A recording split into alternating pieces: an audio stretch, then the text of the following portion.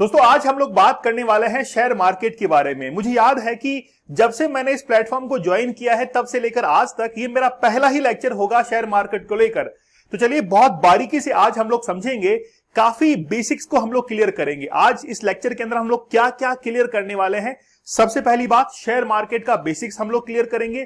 उसके बाद में बीएसई और एनएसई क्या होता है, फिर हम लोग क्लियर करेंगे कि सेंसेक्स और निफ्टी जो है वो किस तरीके से काम करते हैं।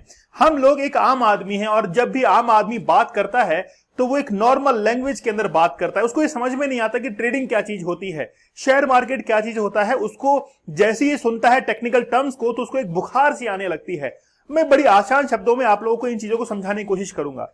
लेकिन अभी जो राजनीतिक उथल पुथल हो रहा है उसके अंदर शेयर मार्केट उछाल मार रहा है, बड़ा तगड़ा उलटफेर हो रहा है। अंदेशे जो है वो गलत निकल रहे हैं। हाल ही में जब एग्जिट पोल के जो आंकड़े सामने आए थे उसको लेकर मार्केट ने लगभग 3 जून के आसपास में एक ऊपरी छलांग जो है वो मारी थी और फिर 4 जून को वापस से नीचे आता है और 5 जून को वापस से चढ़ जाता है। लेकिन अब लोग जो वेट कर रहे हैं वो 8 जून का वेट कर रहे हैं कि आखिरकार 8 जून को ऐसा क्या होने वाला है कि मोदी जी शपथ लेंगे और उसके बाद में बहुत कुछ जो है वो शेयर मार्केट के अंदर फेरबदल होगा।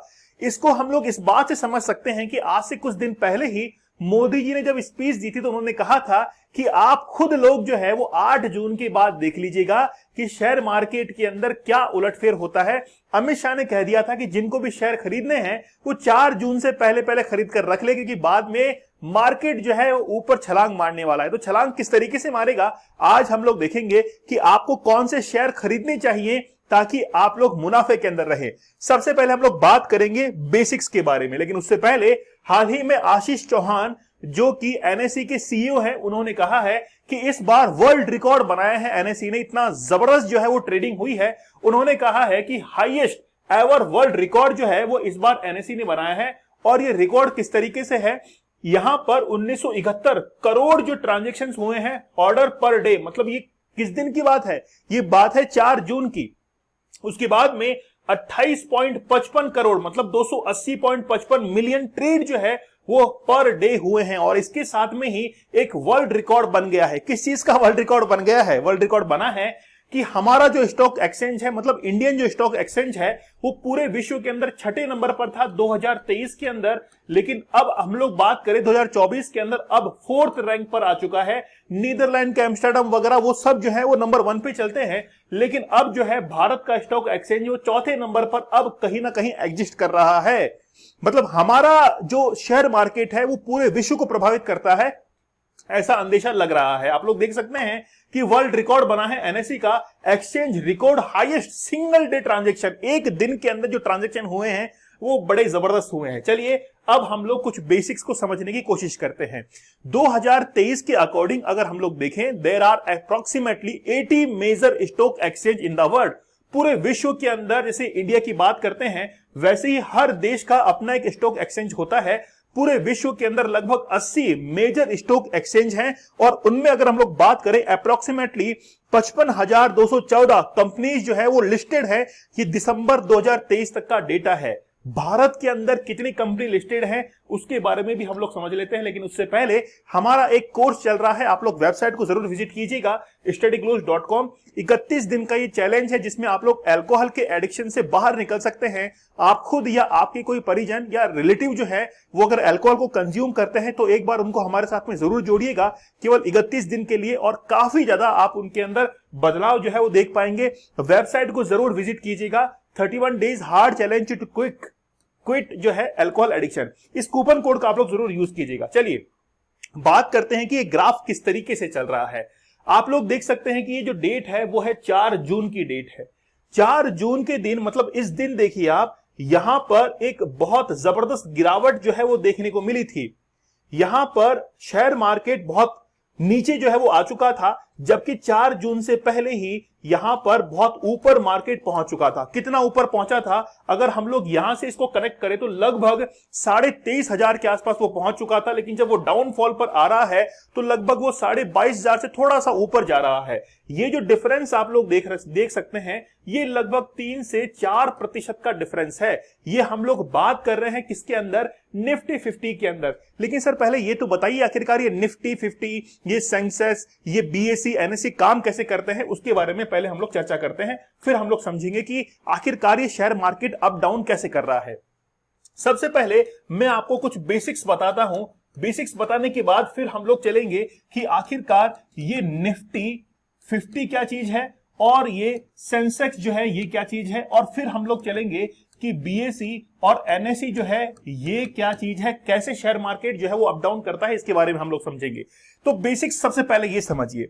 मान लीजिए कि आज भारत के अंदर बहुत सारी कंपनीज हैं, उन कंपनीज को इन्वेस्टमेंट की जरूरत पड़ती है और वो इन्वेस्टमेंट जनता से आएगा, लेकिन जनता को वो ये कहते हैं कि ठीक है आप हमारी कंपनी के अंदर इन्वेस्ट कीजिए और जितना भी आप इन्वेस्ट करेंगे उतना हिस्सा हम आपको दे देंगे।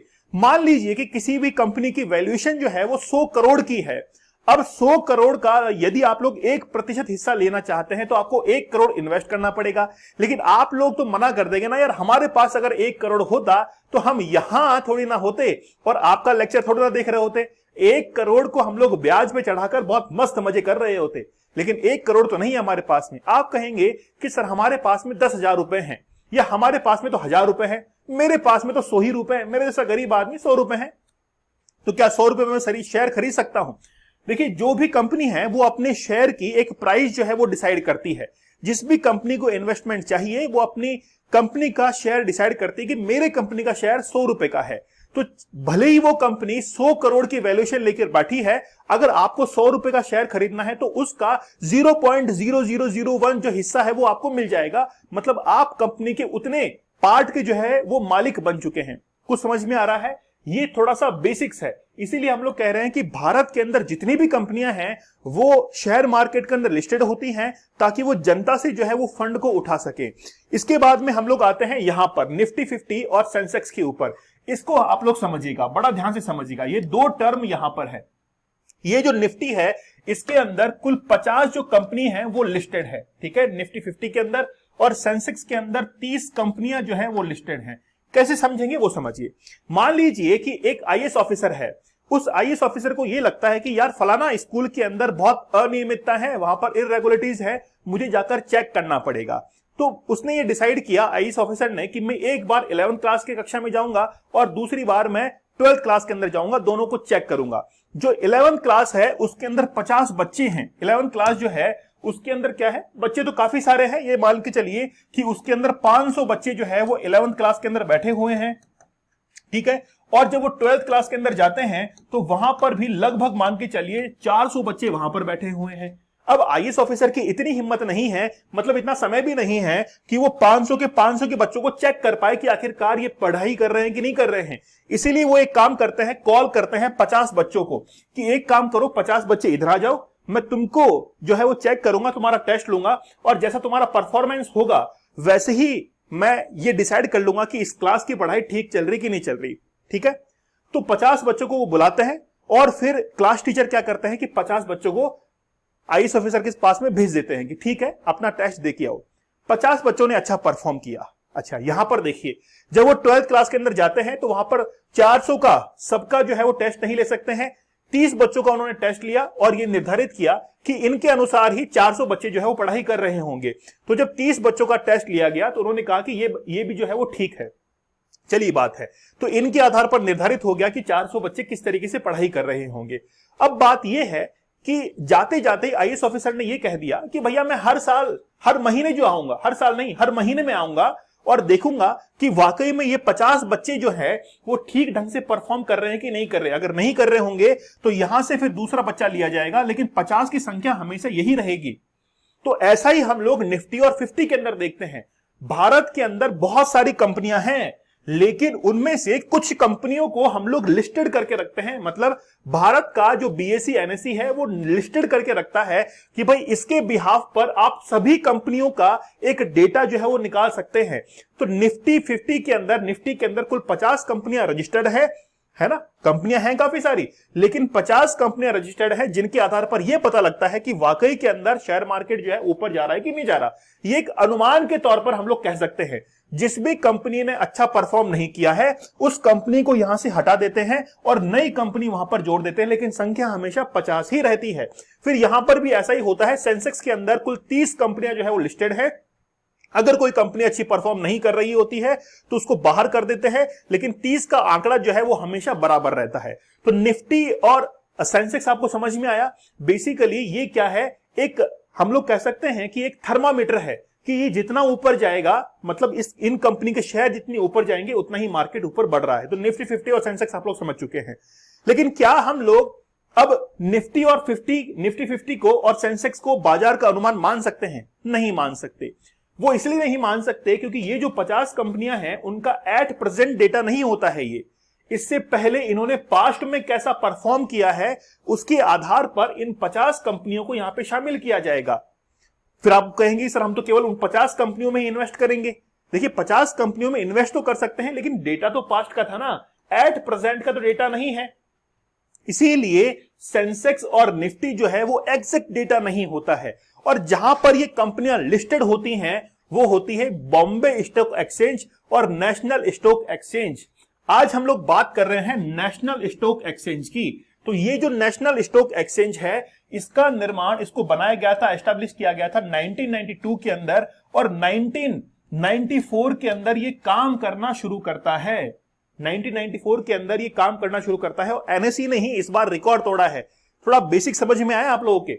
चलिए, आई होप अगर आपको वाकई में समझ में आया तो मुझे बताइएगा। तो 4 जून को जो हमने देख लिया कि मार्केट जो है वो किस तरीके से डाउनफॉल पर गया है, लेकिन अगले ही साल यानी कि अगले ही दिन जो है 5 जून को वापस से ये ऊपर की तरफ अप जो है वो करता है। तो यहां पर 4 जून को मार्केट नीचे की तरफ है और ये ऊपर चढ़ता चढ़ता यहां पर देखिए 5 जून और ये 6 जून को, अभी एट प्रेजेंट जब मैं लेक्चर को रिकॉर्ड कर रहा हूं सुबह के 11:30 बज रहे हैं, उस समय भी मार्केट जो है वो ऊपर की तरफ लाई कर रहा है। ये जो डिफरेंस आप लोग देख सकते हैं ये लगभग 3.4% का है। 3.4% जो है इसके अंदर इजाफा हुआ है, मतलब लोगों को फायदा हुआ है। जब ये मार्केट नीचे की तरफ जा रहा था तो ये अनुमान लगा था कि 31 लाख करोड़ रुपए जो है वो लोगों के डूब गए हैं। 31 लाख करोड़ रुपए लोगों के डूब चुके हैं। लेकिन जैसे ही ये मार्केट ऊपर की तरफ जाता है तो लोगों ने 13 लाख करोड़ रुपए वापस से रिकवर किए हैं। समझ में आ रहा है कुछ? चलिए, समझ में आ रहा है तो सेशन को एक बार जरूर लाइक कर दीजिएगा। चलिए बात करते हैं कि एनएसई के अंदर कितनी कंपनी लिस्टेड हैं। तो एनएसई के अंदर 2266 एट प्रेजेंट वर्तमान के अंदर 2246 कंपनी जो है वो लिस्टेड है और इन्हीं के आधार पर आप लोग क्या कर सकते हैं, खरीद फरोख्त कर सकते हैं शेयरों की। अगर हम लोग बॉम्बे स्टॉक एक्सचेंज की बात करें तो 5309 जो कंपनियां हैं वो लिस्टेड हैं। ठीक है, चलिए आगे बढ़ते हैं। यहां पर देखिए, थोड़ा सा आप लोग गौर फरमाइएगा, ये जो आप लोग सेंसेक्स देख रहे हैं यहां पर काफी अप जा रहा है। तो मतलब ये 5 जून का जो डेटा है वो आप लोग के सामने है ना। ये जो है वो 5 जून का डेटा ये आप लोग के सामने है। 5 जून को देखिए मार्केट ऊपर की तरफ गया है और 5 जून को ही हाईएस्ट जो ट्रांजैक्शंस हैं उनको रिकॉर्ड किया गया है। तो निफ्टी जो है, अब आपको समझ में आ रहा है कि ये सेंसेक्स क्या चीज है, ये निफ्टी क्या चीज है। निफ्टी के अंदर 50 कंपनियां लिस्टेड हैं। अगर उनका शेयर ऊपर बढ़ रहा है, शेयर कैसे बढ़ रहा है, लोग जो है उन 50 कंपनियों से जुड़ी हुई जो कंपनियां हैं उनके शेयर खरीद रहे हैं, इसीलिए इनका मार्केट ऊपर की तरफ जा रहा है। और सेंसेक्स के अंदर जो 30 कंपनियां लिस्टेड हैं, अगर उनके शेयर खरीदे जा रहे हैं तो ये मार्केट ऊपर की तरफ जा रहा है। ठीक है, अब कुछ समझ में आया? चलिए, तो बीएसई ये आप लोग को समझ में आ रहा हो। अच्छा, कुछ एग्जांपल्स यहां पे दिए हुए हैं। अडानी पोर्ट्स जिसके शेयर जो है वो लगभग 7%, 7.5% बढ़ा है। इंडसइंड बैंक ये ऑलरेडी जो है वो सेंसेक्स के अंदर लिस्टेड है। ठीक है, हिंडाल्को इंडस्ट्रीज, इनके सबके शेयर जो है वो ऊपर की तरफ बढ़े हैं। लूजर्स आप लोग देख सकते हैं, लार्सन टुब्रो है, बीपीसीएल जो है वो लूजर्स के अंदर आए हैं। इनके शेयर मार्केट के अंदर प्राइस जो है वो डाउन की तरफ गए हैं। 4 जून की बात करें तो बहुत जबरदस्त डाउनफॉल आया था। निफ्टी के अंदर लगभग 6% के आसपास और सेंसेक्स के अंदर 5% जो है वो डाउनफॉल देखने को मिला था। लेकिन फिर भी यहां पर भी टॉप गेनर जो थे वो हिंदुस्तान यूनिलीवर थे, ब्रिटानिया और इसके साथ में नेस्ले थे। लूजर्स के अंदर भी अडानी पोर्ट्स, अडानी एंटरप्राइजेस और ओएनजीसी जो थे वो लूजर्स के अंदर काउंट हो रहे थे। अच्छा, इसको हम लोग किसके बेसिस पर काउंट कर सकते हैं कंपेयर? वो कोविड-19 के अंदर क्या हुआ था, सेम यही हालात थे। अगर हम लोग बात करें 23 मार्च 2020 को, जिस समय लॉकडाउन लगा था पहला वाला, उस समय मार्केट के अंदर लगभग 13% की गिरावट हुई थी। अभी हम लोग ये कह सकते हैं कि 5% की गिरावट अभी चल रही है। मतलब लगभग जो है वो मार्केट इसी को टच करता है, कोविड के समय को। 1992 के अंदर हर्षद मेहता का स्कैम हुआ था, उस समय मार्केट डाउन गया था। 2008 के अंदर डिप्रेशन था, इकोनॉमिकली क्राइसिस था, यूएस क्राइसिस था, 10% के आसपास मार्केट नीचे गया था। फिर यहां पर आप लोग देख सकते हैं कि कोविड के अंदर बहुत बार जो है वो मार्केट नीचे की तरफ अप डाउन होता रहा है। तो कोविड के अंदर जिस तरीके से मार्केट नीचे की तरफ गया था, तो हम लोग ये देख सकते हैं आखिरकार रीजन क्या रहा है, कारणों की हम लोग जांच करते हैं कि मार्केट इतना अप एंड डाउन क्यों गया है। पहली बात तो इसका रीजन है पॉलिटिकल रीजन। इसका रीजन क्या है? पॉलिटिकल रीजन है कि जिस हिसाब से एग्जिट पोल आए थे उस हिसाब से एक्चुअल रिजल्ट नहीं आया। तो एग्जिट पोल आने पर शेयर मार्केट ऊपर की तरफ गया और रिजल्ट जैसे ही आने लगा वापस से नीचे की तरफ चला गया। लेकिन फिर भी ये लगा कि बीजेपी की गवर्नमेंट बन रही है तो शेयर मार्केट ऊपर की तरफ जा रहा है, अभी भी धीरे धीरे जा ही रहा है। ठीक है। दूसरी बात यह है कि जब मार्केट लो पोजीशन पर था, शेयर बिल्कुल नीचे थे, तो लोगों ने इतनी खरीदारियां की, बहुत सारे शेयर जो है वो बिके और इसीलिए वर्ल्ड रिकॉर्ड जो है वो एनएसई ने बनाया है। और दूसरा रीजन यही रहा कि मार्केट जो है वो ऊपर की तरफ गया है। ठीक है। अच्छा, तीसरा क्या है? तीसरा ये भी है कि मार्केट के अंदर डिमांड और थोड़ी बहुत इंक्रीज हो गई थी, उसने भी थोड़ा बहुत पुश किया है। तो तीन मेजर रीजन जो है हम लोग मान सकते हैं। डाउनफॉल इन विच शेयर, आखिरकार कौन से शेयर हैं जो कि डाउनफॉल की तरफ गए हैं? खासतौर पर आप लोग देख सकते हैं जैसे एचडीएफसी के शेयर हैं, वो तो काफी ऊपर गए थे। मैं एक एग्जांपल लेके आप लोग को बताना चाहूंगा। अडानी ग्रीन के जो शेयर हैं, अडानी ग्रीन के जो शेयर हैं, उसकी मार्केट जो प्राइस थी 4 जून की मैं बता रहा हूं आपको, यानी कि 4 जून के आसपास के जो मार्केट प्राइस थी वो 2200 रुपए प्रति शेयर थी। ठीक है। लेकिन 4 जून की शाम होते होते इसी शेयर की कीमत जो है वो 1675 के आसपास में पहुंच गई थी। तो लोगों ने क्या किया कि 1675 पर खरीदारी करना शुरू कर दिया, इसीलिए रिकॉर्ड ट्रांजैक्शंस यहां पे दर्ज किए गए। लेकिन जब जैसे ही 5 जून आती है, तो 5 जून आने के बाद, मतलब कल की ही बात है, कि ये शेयर प्राइस जो है वो वापस 1892 के आसपास पहुंच जाते हैं। मतलब काफी अच्छा रिकवर जो है वो किया है, इसलिए अप डाउन चल रहा है। क्या 8 जून की अब चर्चा होनी चाहिए? 8 जून को क्या होगा? 8 जून को मोदी जी जो है वो शपथ लेने जा रहे हैं। तो शपथ, यही आज का हमारा मेन टारगेट है कि 8 जून को आपको शेयर जो है वो बाय करने चाहिए कि नहीं करने चाहिए। सुनिएगा बड़ा ध्यान से। देखिए, सबसे पहले तो ये है कि पीएसयूज के जितने भी शेयर हैं वो हमेशा प्लस में रहते हैं और इस बार भी प्लस में रहेंगे ही रहेंगे। बात है अडानी की। अडानी के देखिए, पॉलिटिकल जो एस्पेक्ट्स हैं इनको हम लोग नकार नहीं सकते हैं। कहीं ना कहीं हम लोग ये देखते हैं कि गवर्नमेंट जो है ऐसी बड़ी बड़ी कंपनियों को सपोर्ट करती हैं, तो अडानी के शेयर जो है वो ऊपर की तरफ स्विच करेंगे, ऐसा उसमें कोई दौरान नहीं है। अगर आप वाकई में शेयर परचेज करना चाहते हैं तो पीएसयू इसके कर सकते हैं, बैंक्स के कर सकते हैं, है ना, इंडसइंड बैंक जो है उसके कर सकते हैं, स्टेट बैंक ऑफ इंडिया, ये सब बैंकिंग के जो शेयर हैं उनको आप लोग परचेज कर सकते हैं। तो 8 जून को हम लोग ये मानते हैं कि मोटा मोटी लगभग 6 से 8% के आसपास में इजाफा होने वाला है शेयर्स के अंदर। ये एक अंदेशा है, कंफर्म नहीं है, एक अंदाज जो है मैं बता रहा हूं। शेयर मार्केट की इन हलचलों को देखते हुए कहीं ना कहीं जो है वो अप होंगे शेयर, डाउन के चांसेस नहीं लग रहे हैं। अप की तरफ जो है वो मार्केट दिखाई दे रहा है। तो ये था 8 जून का एनालिसिस। लेक्चर कैसा लगा मुझे आप लोग कमेंट सेक्शन में जरूर बताइएगा, क्योंकि इस प्लेटफॉर्म पर जब से मैंने ज्वाइन किया है पिछले 3 साल के आसपास पहली बार मैंने शेयर मार्केट के बारे में बताया है। तो आप लोग हमारे अल्कोहल के यानी कि क्विट अल्कोहल एडिक्शन के कोर्स से जुड़ सकते हैं। वेबसाइट को विजिट कीजिएगा, अल्कोहल कूपन कोड यूज कीजिएगा जिससे आप लोगों को डिस्काउंटेड प्राइस में मिलेगा। 75 डेज का हार्ड चैलेंज भी हम लोगों ने चलाया था ताकि आप लोग पोर्नोग्राफी से कैसे बाहर निकले, इसके लिए मैंने 75 डेज के लिए टेक्निक्स बताई थी, 75 टेक्निक्स की कैसे आप लोग बाहर निकले। वेबसाइट को जरूर विजिट कीजिएगा। अमेजन के ऊपर मेरी बुक अवेलेबल है, ई बुक है, आप लोग इसको परचेज करके बाय करके मुझे एप्रिसिएशन दे सकते हैं। तो मिलते हैं आप लोगों से अगले सेशन में, तब तक धन्यवाद, थैंक यू, जय हिंद।